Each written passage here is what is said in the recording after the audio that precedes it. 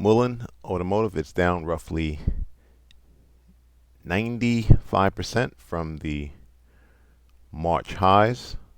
So what was all the fuss last week when price spiked higher from 10 cents to roughly 30 cents, an increase of 200% in 2 days? Well, let's get into the news.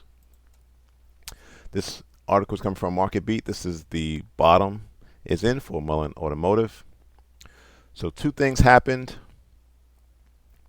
and the reason why the stock is down so much is because of potentially going bankrupt. However, they did get some news last week. Now, mind you, going back to the charts one more time, the shorts have been having a field day on this stock, and they're still short. So short interest is roughly 15 to 20%. However, they received news last week that they actually brought in some revenue. They sold 22 vans to Randy Marion Auto Group. That amounted to roughly $300,000 in cash, so it wasn't much. But I think probably the biggest news was that the board of directors approved the repurchase of $25 million in stock. Now, was that a wise move? Well, they roughly have $133 million in cash, but the market value is only $45 million as of now. So the board of directors thinks that the stock is way undervalued. But why is it way undervalued? Right, that's really the question. And what does this sale of 22 vans means to Randy Marion? The other news that came out was that they pretty much forecast their sales for the rest of the year. They expect to sell 660 Class 1 vehicles, while 930 Class 3 vehicles will leave the factory to customers. So for 2024, they guided 368 Class 1 one-seaters and 11,000 Class 1 two-seaters and 3,000 Class 3 vehicles. This gives them a total of roughly 1,600 vehicles for 2023 and about 14,000 vehicles for 2024.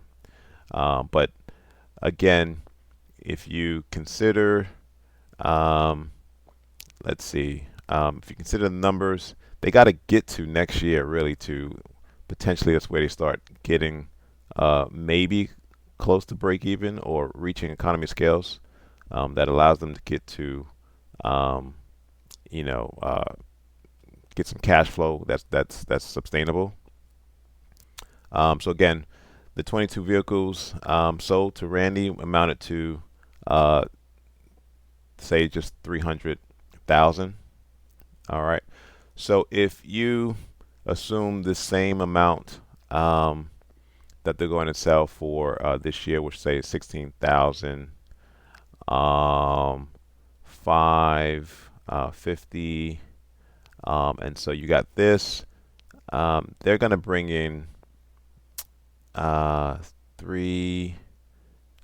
just say they're going to bring in $25 million right this year.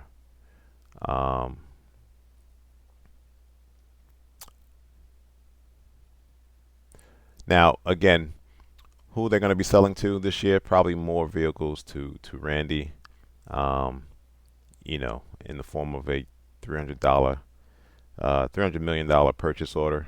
All right, for the Class 1 threes. But again, that's probably going to go into next year. And again, they got to get to next year. So again, going back to the main question, was this repurchase smart? And in my opinion, it wasn't a smart move. Right? Again, if they have 135 million on hand. Well, their burn rate in the last 12 months was 135. So they'll be out of cash um, in July of next year, right? But again, why did the board of directors approve?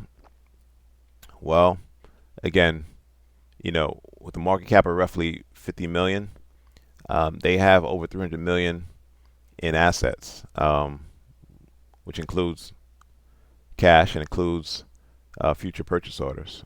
So the board thought it was a smart move. Um, I don't think it's a smart move, right? Because the markets are going to do what they're going to do, right?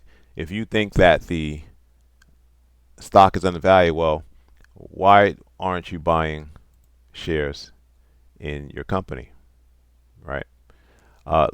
Let's just go to see what's going on there.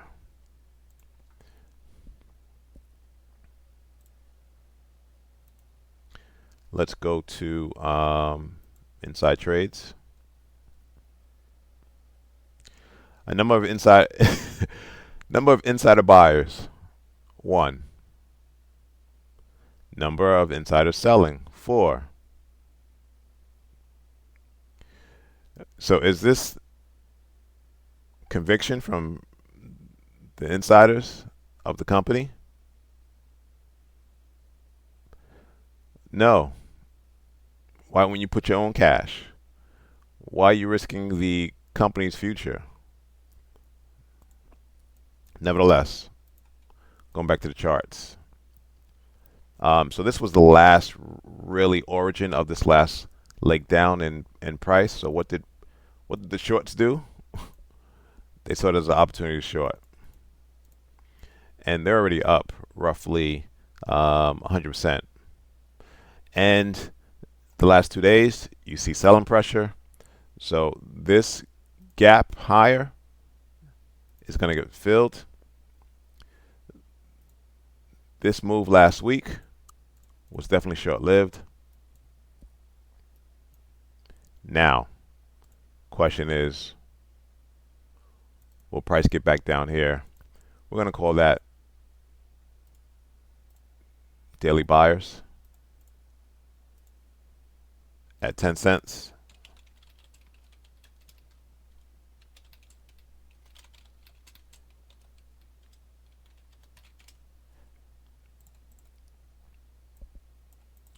So the question is, so you got a drop in price, you got a several base and candles, they got a huge move higher, so that makes this daily buyers at 10 cents.